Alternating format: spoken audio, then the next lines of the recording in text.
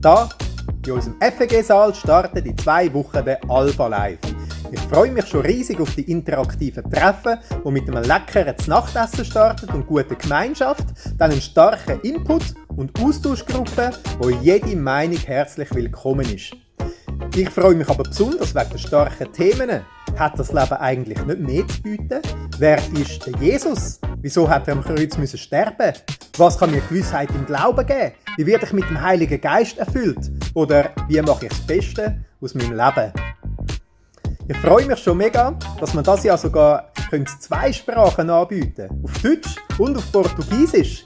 Ich glaube es, der Alpha Live Kurs, der sollte jeder Mensch in seinem Leben einmal besuchen. Entweder weil er nichts mit dem Glauben am Hut hat, aber doch sich Zeit nimmt, um einmal abzuchecken, ob da nicht mehr dahinter steckt.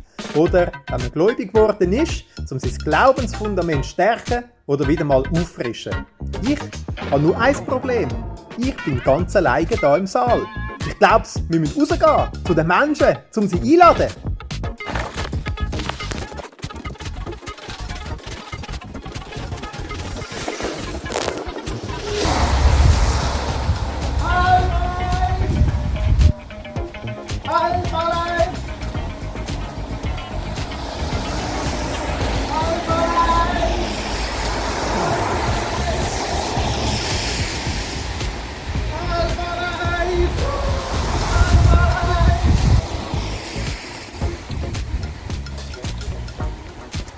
Ich glaub's, ihr müsst mir helfen. Okay?